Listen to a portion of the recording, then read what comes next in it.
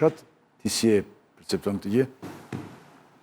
Është një që na adresohet kundër nesh, duket ka ndonjë rrezik apo jo? Patjetër që adresohet kundër nesh, sepse po të lexosh fjalë për fjalë deklaratën, aty edhe fokusohen vende, thot kampi Manzës, elit diplomatike edhe sheshe publike më duket qendra tregtare. Do me thënë, kamp Manzë ka vetëm Shqipëri, kështu që ajo është një deklaratë e shkruar për Shqipërinë. Edhe ne këtu jemi afër Zamerit Vjenës. Dhe rreziku është për Shqipërinë. Tani, problemi është pse mundohet ta relativizoj qeveria, ministrat që thonë është deklaratë që bëhet gjithmonë. Edhe të tallen dhe me opozitën. Të dalin gjithë tani, se këtë ka shkrimin ky. Ndaj ruajtat ynë tani ky dhe ymë të gjithë të kjo pjesë. Se doja presh të nxjerrja diçka që është për ne apo jo, ç'mendonte secili. Tani zotëria këtë ide ka të ajo që ka hedhur. E futa këtë në bisedë dhe hymë gjithë. Jo, se dolim temin e dytë. Si? Jo, te para jam. Në ndaloj ylli të pjesa e dytë, se kemi... Po mund të bëjmë dhe gjiron, se unë s'kam ne... Jo, po këtu do të dalim, se s'kemi pasaj, ose dalim kinë. Vazhdojmë mbetemi në kinë, i bje makina. Hajtë. Dhe këtu, kjo relativizimi që i bën qeveria është problematik. Pse ja bën këtë relativizim? Filloj, po, qartë. Pse ja bën këtë relativizim? Pra, ne kuptojmë që ajo është një deklaratë e shkruar për Shqipërinë, ministrat thoshin sot janë deklarata standard që bëhen për gjithë botën. Në deklaratën e qeverisë quaj hamëndësimi i ambasadës amerikane. Dakortu, nuk jam t'i marim si shkrimet shenjta çfarëdo që thot ambasada amerikane, se ja ka fut shpesher kot. Por, duhet ta marim si një opsion që ka një rrezik që qeveria po bën sikur nuk ekziston. Pse e bën këtë? E bën këtë sepse në një dekade pak të Edi Ramës, ne jemi fut me zorë në luftë për ta vulgarizuar në skenën e boksit të të nga doktori në këtë luftë me mujahedinët.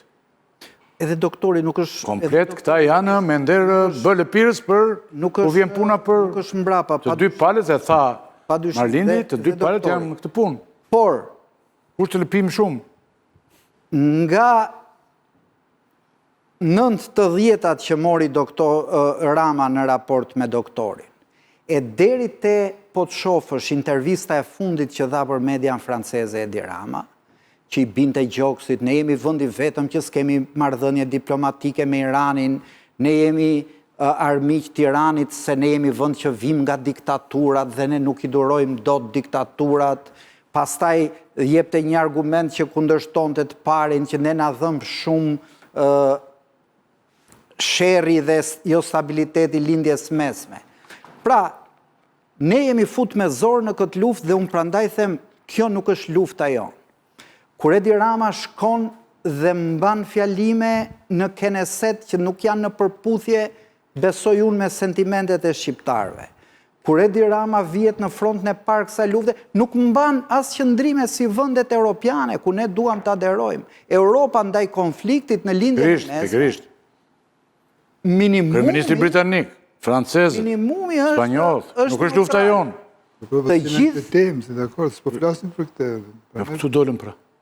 Jo, kjo temë preç, po kjo temë është e rëndësishme se ne ndihemi sot të kërcënuar. Ta tregova, po ti se lexove. Pra, kjo është a ka një problem real. Po të hapësh, ato nuk e di. Se këtë duhet të diskutojmë, pra ju besoni që ka një kërcënim real, unë nuk besoj që Irani do godas Shqipërinë. Ama element caktuar mund të përdore. Unë nuk marr përsipër. Pra kemi arsye të shënjestroni nga Irani do të ky.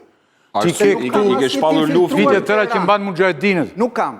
I ke shpallur luftë. Amerikanët po thonë këto. Dhe nuk është e parë. Në vitin 2020, kur ti ke pas prap kontradikta me regjimin e Teheranit, ty në presidencën e parë Trump, John Bolton të ka thënë, Shqipëria kërcënohet, sulmohet nga Irani. Mund t'ja ketë fut dhe John Bolton i kot. Por ama... Po, ishte koha ku ndërpren marrëdhënie diplomatike. Jo, në qikë më vonë ndërpren. Po të shikosh Malit Zi nuk i thonë, Maqedonis nuk i thonë që e rrezikuar. Sepse ne kemi mujahedinët, është i qartë. Ne, Francës dhe Franca ka mujahedin. Ne jemi sjell, pra, në një luftë që bëhet kudo lart, nga që Edi Rama do të bëj servilin dhe zgjidhi punët e tij përmes lobit shifut dhe interesave të Trumpit, ka vënë interesin e Shqipërisë. Inshallah s'na godasin kur, dhe mos po them.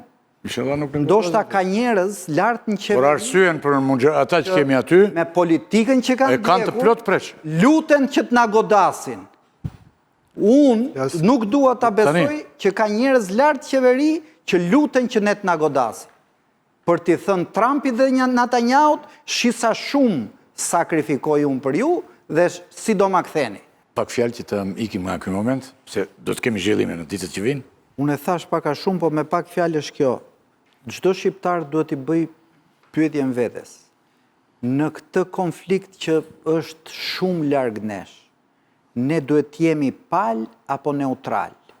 Çfarë fitojmë nga të qenit neutral dhe çfarë fitojmë nga të qenit pal? Dhe kush na fut për dhunshëm, të jemi pal, kur në optikën time ne nuk na intereson të jemi pal. Nuk ka Shqipëria asnjë interes tjetë pal në këtë luftë. Dhe këtu, nga një politikë shtetërore, kthehet në një diplomaci personale që shërben vetëm një njeriu dhe jo interesave të shtetit. Pa debat preç palë apo indiferente, si do ishe më mirë për ne në këtë situatë të që ngriti Bushati. Da, të ka qkolla e dy. Jo. Natyrisht që si mendon ti më burr? Shqipëria të ketë protagonizëm që nuk i shkon, edhe madhësisë saj. Por ti tani ke përcaktuar një aleancë strategjike dhe konformohesh me atë, je vend i vogël. Për shembull, për pjesëmarrjen në bordin e paqes unë kam qenë dakord. Për veprimet tjera mrapa sigurisht që ka teprime. Qartë. Qoftë për fjali, jo për vizitën në Izrael, por për fjalimin, i cili kishte për qëllim vetëm që pak a shumë t'ju bën të qefin aty, po ajo problematika aty është komplekse, sepse ka shumë krime, vrasje, fëmijësh etj etj. Në këtë sens, Shqipëria, për mendimin tim, nuk ka pse merr protagonizëm, kësaj qëndroj, duhet të jetë më shumë në sintoni me vendet e Bashkimit Evropian, të cilat e konsiderojnë këtë luftë si jo luftën e tyre, dhe për mendimin tim kanë të drejtë, sepse nuk është lufta e tyre, nuk është as lufta e NATO-s. As e NATO-s. Pra nga kjo pikë ata nuk mblodhen ta diskutonin të fakt. Qartë, jemi shumë të qartë, zhvillime do të jenë të tjera, në pjesën e dytë jemi posaçërisht për luftën, megjithësisht